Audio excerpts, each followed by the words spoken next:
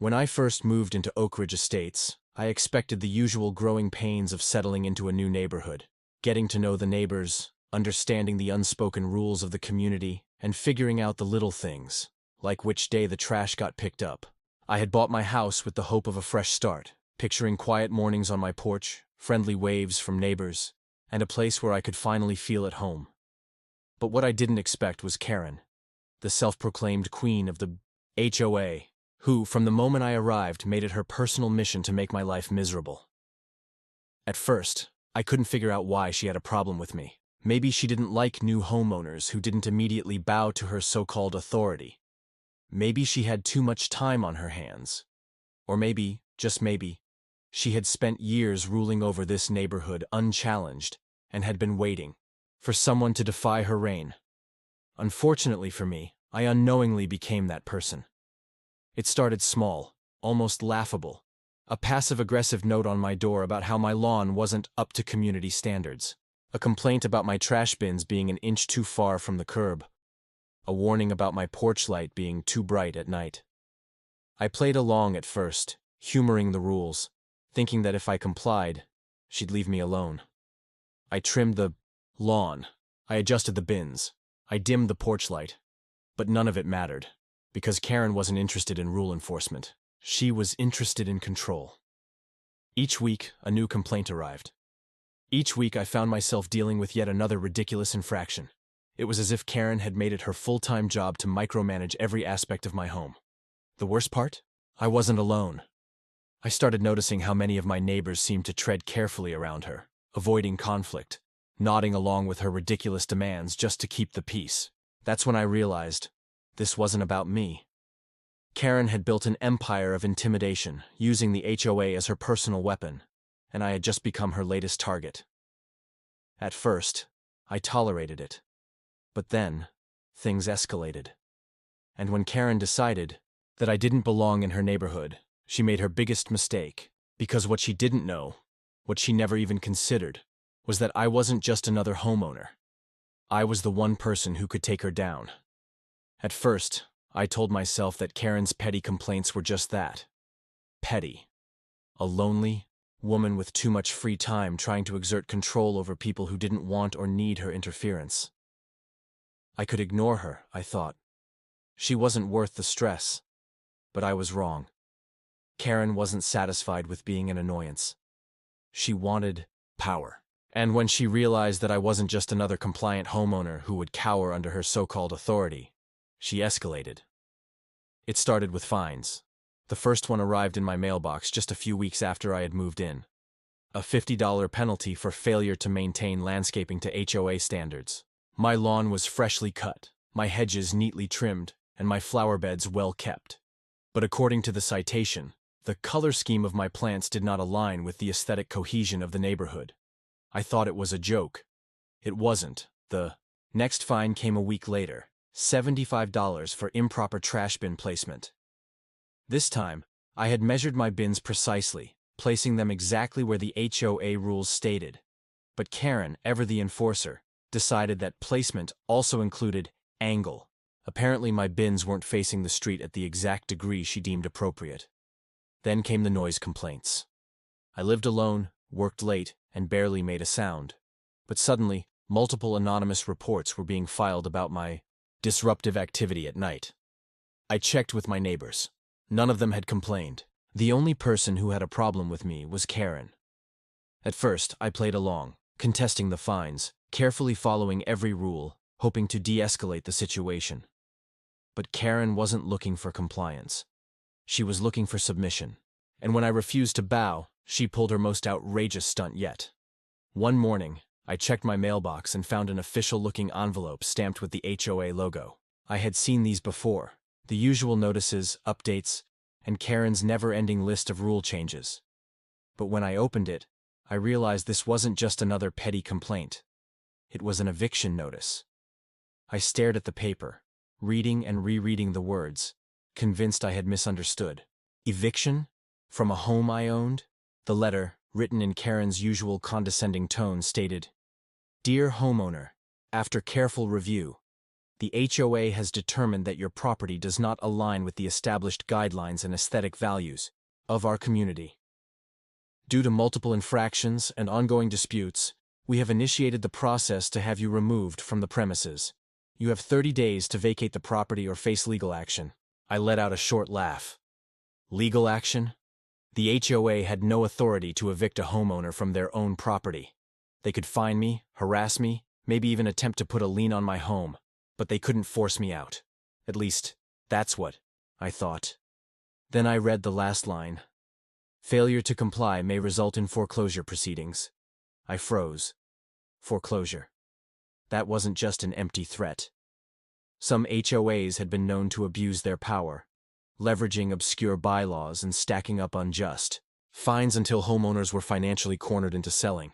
If they couldn't evict me directly, they could try to bleed me dry through legal loopholes, draining my bank account one fraudulent penalty at a time. But they had made one critical mistake. Karen had assumed I was just another homeowner. Just another resident she could push around. What she didn't know, what she hadn't even considered, was that I wasn't just the owner of my house. I was the owner of hers. Karen wasn't some untouchable ruler of the HOA. She wasn't even a homeowner.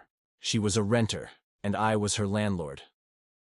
Through a series of investment purchases I had made years ago, I owned multiple properties in the neighborhood, one of which just so happened to be Karen's house. The irony hit me all at once.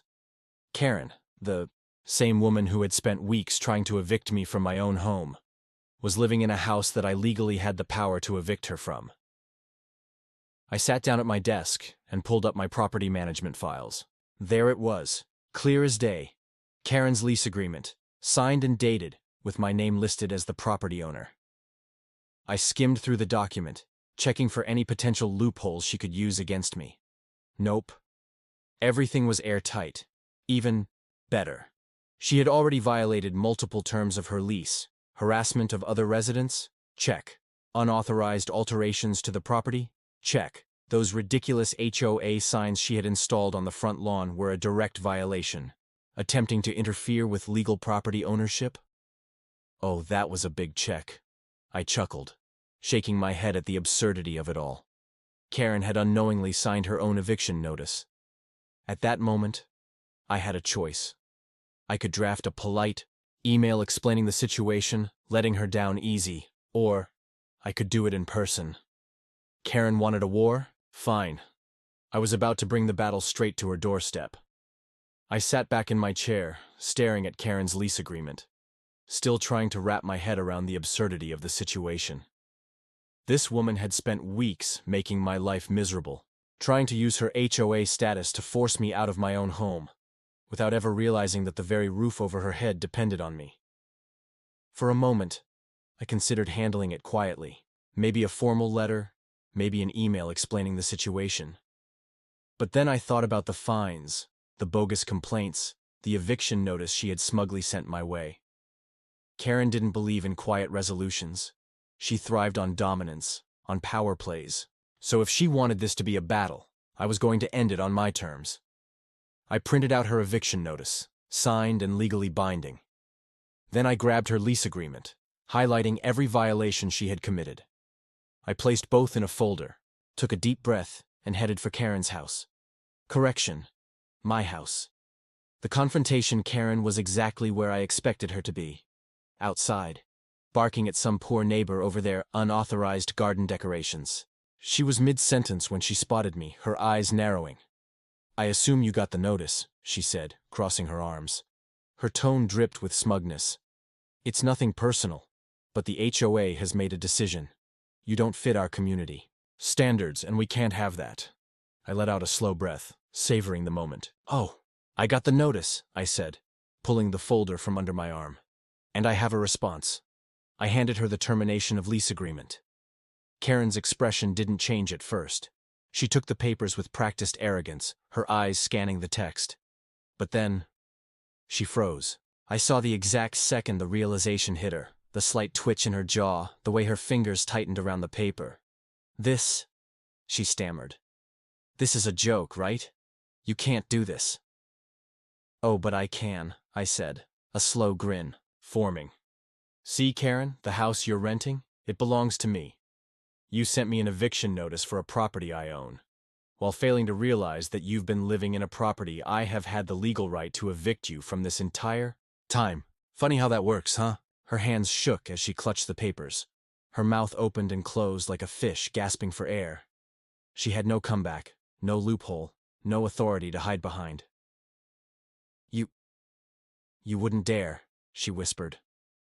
I tilted my head, feigning thoughtfulness. Maybe, maybe not. That depends on how you want to proceed from here, because I'm done playing games. You're either stepping down from your little HOA throne, or you're stepping out of my house. Either way, Karen, your reign is over. Karen's face turned a deep shade of red. For a brief moment, I thought she might actually explode. But instead of screaming, instead of launching into one of her tirades, she did something unexpected. She went silent. She turned on her heel and stormed back inside, slamming the door. I smirked. I had expected resistance, but silence. That was new. Then, the next morning, I found out why. I opened my inbox to find an email from the HOA. The subject line, illegal eviction notice, violation of HOA bylaws. I actually laughed out loud. I didn't even have to open it to know exactly who was behind it. But when I did, I wasn't disappointed. Dear homeowner, it has come to our attention that you have engaged in unauthorized eviction proceedings against a resident of our community. The HOA has strict rules against retaliatory actions and unlawful displacement of residents. Any attempts to remove a member of this community without due process will result in immediate fines and further legal action. Please consider this your official warning. Sincerely, HOA Compliance Team O. This was rich. Karen was actually trying to weaponize the HOA against me, as if HOA rules somehow overrode state landlord-tenant laws.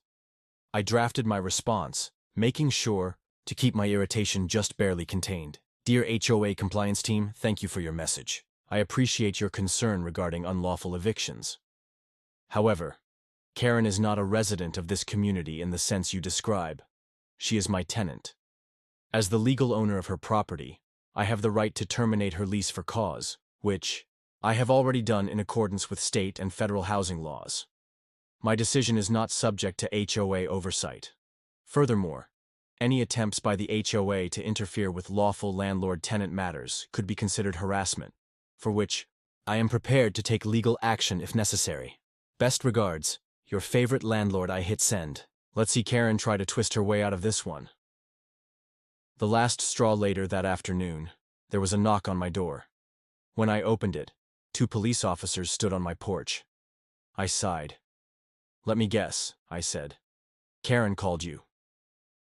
The officers exchanged glances. She did, one of them admitted.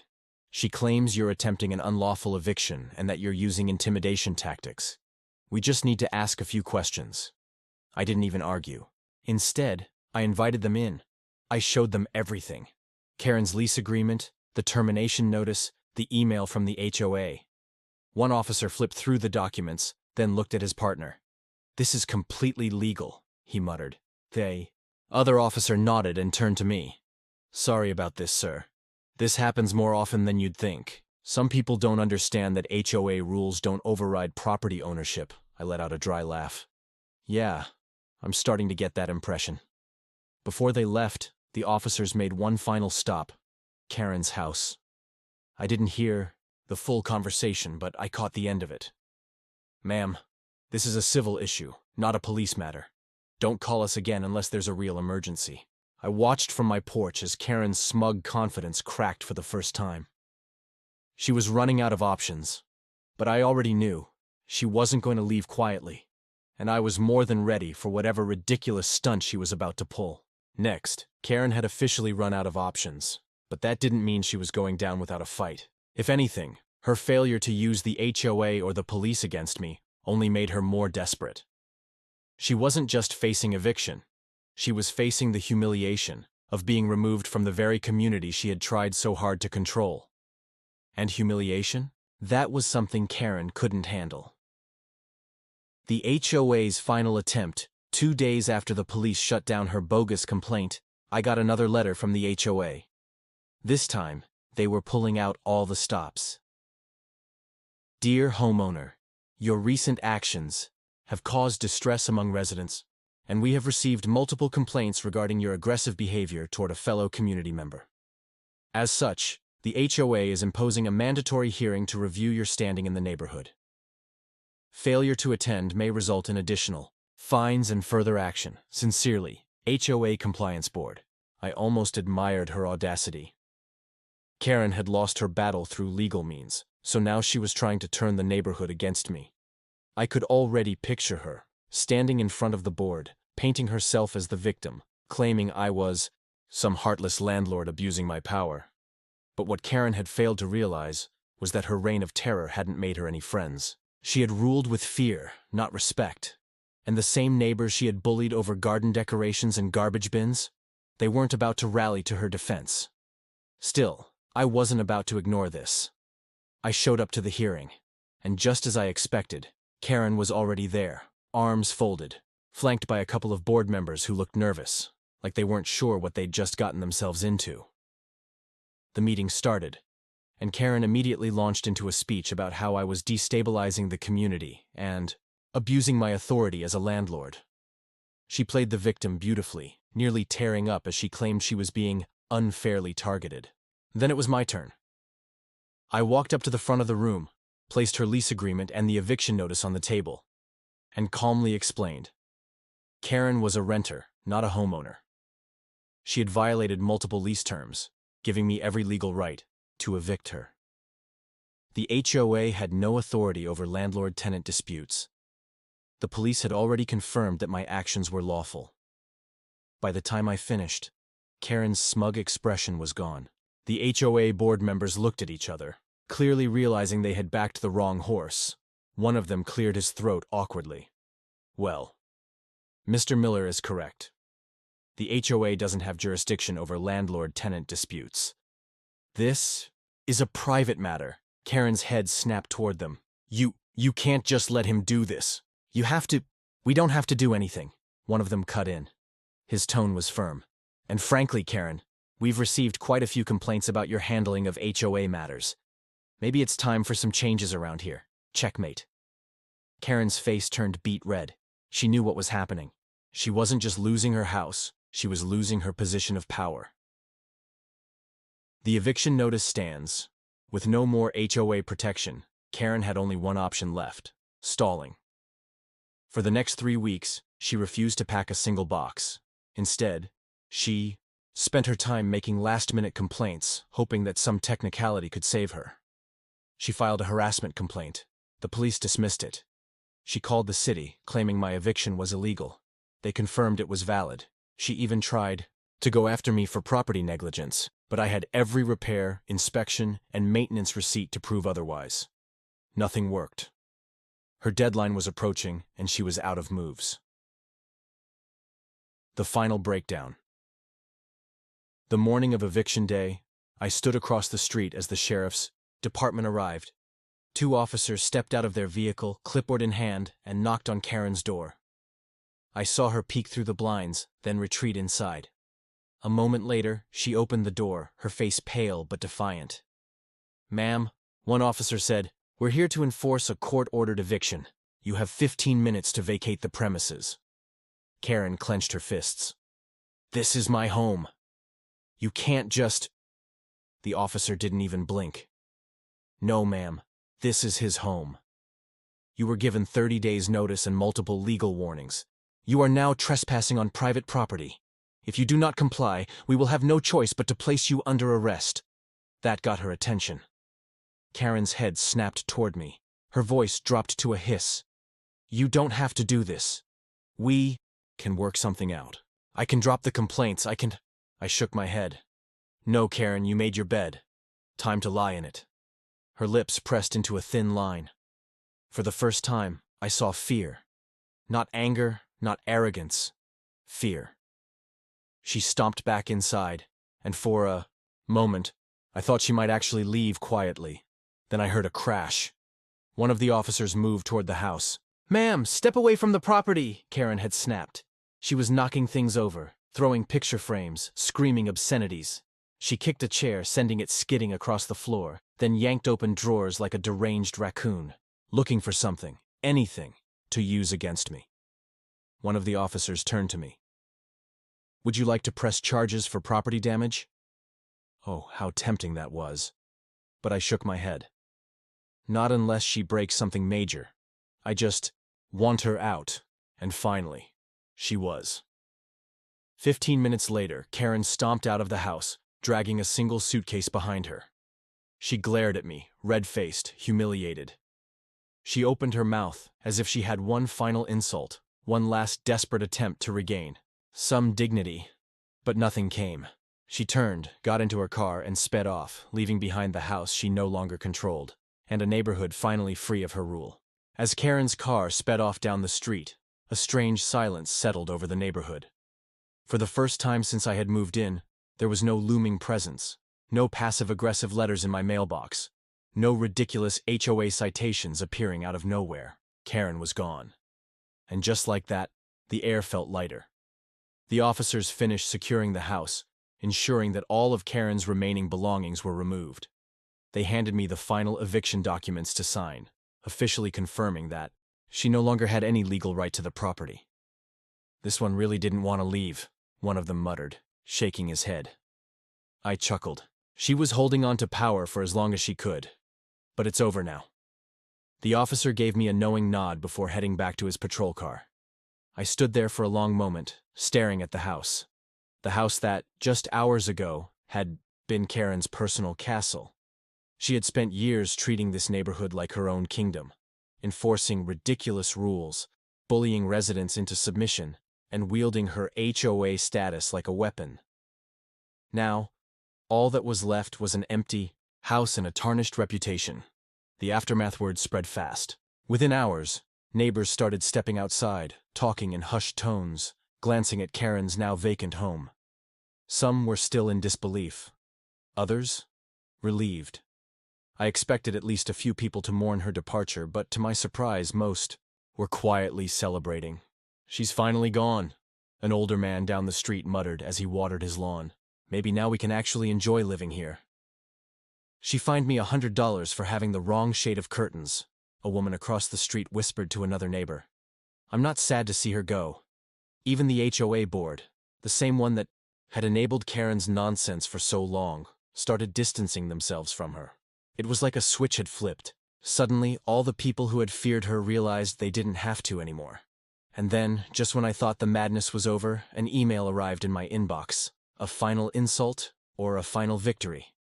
"Dear homeowner, due to recent vacancies, there is now an open seat on the HOA board. As a valued member of the community, we would like to extend an invitation for you to apply. Sincerely, HOA Compliance Team." I stared at the email. Then, I laughed. Loudly.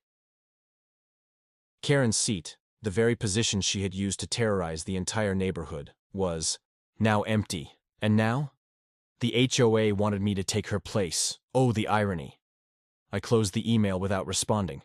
I had no intention of joining that corrupt board. The last thing I wanted was to spend my time sitting in meetings about mailbox colors and acceptable shrub heights. But the thought of Karen, wherever she was, knowing that she had lost everything, that was more than enough. With a deep breath, I stepped onto my front porch, taking in the quiet. No more bogus fines, no more threats, no more battles over ridiculous community standards. The reign of Karen was over. And for the first time since moving in, I finally felt at home. In the days following Karen's departure, the neighborhood underwent an almost surreal transformation. Without her constant interference, people seemed more relaxed, more open. The fear that had kept everyone walking on eggshells for years was gone. It was like a dark cloud had lifted, and in its place was something the community had long forgotten: peace. Started seeing things I hadn't before. Neighbors chatting in their driveways instead of rushing inside to avoid Karen's scrutinizing gaze. Kids actually playing outside without worrying about whether their bikes were disrupting the community aesthetic. Even the HOA board, once so eager to enforce Karen's every whim, seemed humbled by what had just happened. The funniest part? No one missed her. Karen had spent years pretending she was the glue holding the neighborhood together, the gatekeeper of order and standards. But once she was gone, the only thing people felt was relief. Of course, there was still the matter of the empty seat on the HOA board. I kept getting emails asking me to apply, each one more desperate than the last. They were scrambling to fill the power vacuum Karen had left behind, hoping that maybe, just maybe, I'd be interested in taking her place. But I wasn't. I had no desire to rule over anyone. No interest in dictating what shade of beige was acceptable for garage doors or what type of flowers were appropriate for front yards. Karen had tried to control this neighborhood. I just wanted to live in it. So I ignored the emails, deleted every invitation, and went about my life. One afternoon, as I stood on my porch, sipping a cup of coffee, I noticed something different. A calmness. A quiet that wasn't eerie, but peaceful. For the first time since I had moved in, I wasn't waiting for the next fight. I wasn't anticipating the next letter, the next fine, the next ridiculous battle over some trivial rule Karen had decided to enforce. She was gone. And with her, the war was over. The neighborhood wasn't perfect, but it was finally free, and that was enough. I took another sip of coffee, breathing in the fresh air of a community that had just reclaimed itself. For the first time since I had moved in, I was finally home. Life lessons from the story at its core. This story highlights the importance of standing up against abuse of power and knowing your rights. Too often, people like Karen thrive on intimidation, using authority, whether real or perceived, to control others. But the truth is, no one holds power over you, unless you allow them to. By staying informed, documenting everything, and refusing to back down, the protagonist didn't just protect his home, he restored balance to an entire community.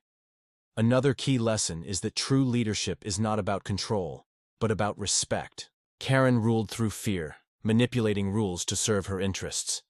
But once she was gone, people realized they didn't need her at all. Real leaders empower, not oppress. This applies beyond HOA politics. It's relevant in workplaces, relationships, and communities everywhere. Finally, the story reminds us that peace is priceless. The protagonist had the chance to take Karen's place on the HOA board but declined, choosing freedom over power. Sometimes the greatest victory isn't winning a battle. It's stepping away from unnecessary conflict and simply enjoying life.